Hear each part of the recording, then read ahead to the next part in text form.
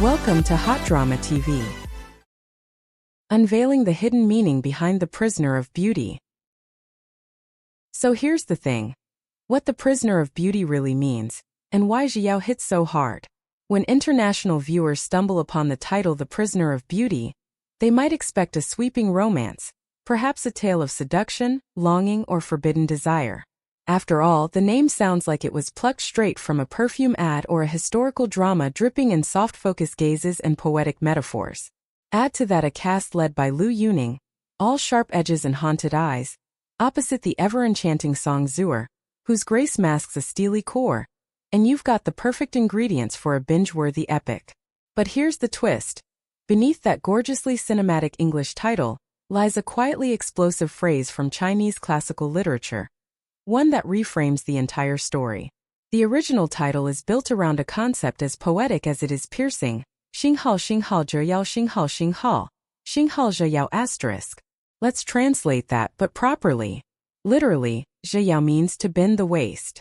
Sounds mundane at first, right? But in context it means to bow down, to yield, to lower oneself.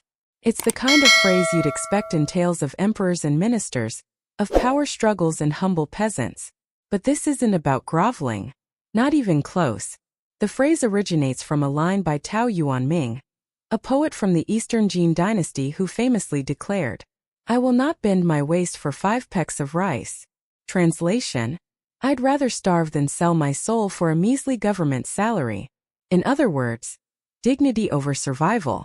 Tao walked away from officialdom, refused to trade principles for power, and became a legend.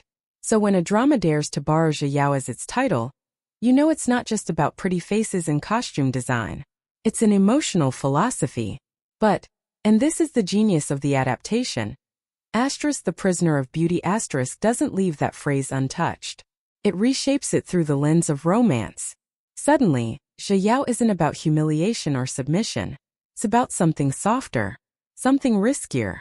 It's about bowing not for survival but for love. Enter Wei Shao, the war-hardened hero who hates your family. At the heart of The Prisoner of Beauty is Wei Shao, played by Liu Yuning, a battle-scarred general and certified grudge-holder. His backstory reads like a Shakespearean revenge saga. Betrayed by the influential Qiao clan, his family fell into ruin. His grandfather? Dead. His pride? Smashed. So, naturally, when talk of marriage to a Qiao girl arises, his answer should be a resounding absolutely not. Originally, Wei Shao is set to marry to Xiao Qiao's elder cousin. It's not romantic, it's politics. The kind of union that powerful families arrange in smoky rooms filled with maps and wine. A strategic merger between the House of Wei and the House of Qiao. Wei Shao agrees reluctantly. It's not about affection, it's about optics. But then plot twist. Xiao, the younger cousin, played with quiet fire by Song Zhuer, helps to Qiao elope. Scandalous? Yes. Reckless? Maybe. But also kind of brilliant. And when Xiao steps up to marry Wei Shao herself, the story takes a sharp left turn into emotional territory. Strategy versus heart. The real marriage deal. To Wei Shao, this marriage seems unnecessary.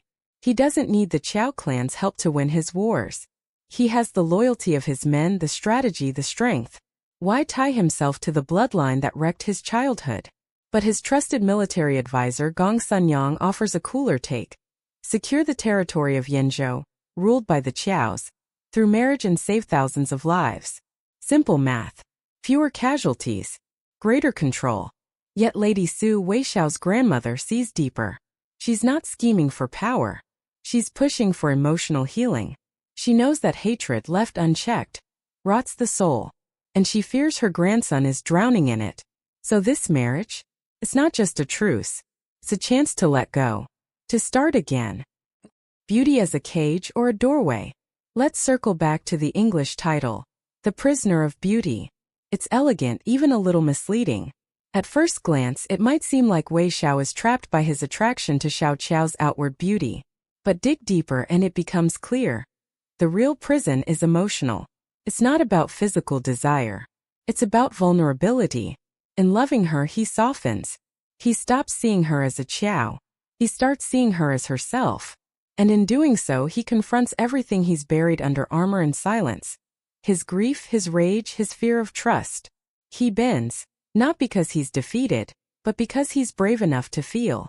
That's Xiaoyao reimagined. Not a surrender to oppression, but a surrender to connection. A willingness to risk being hurt in exchange for something real.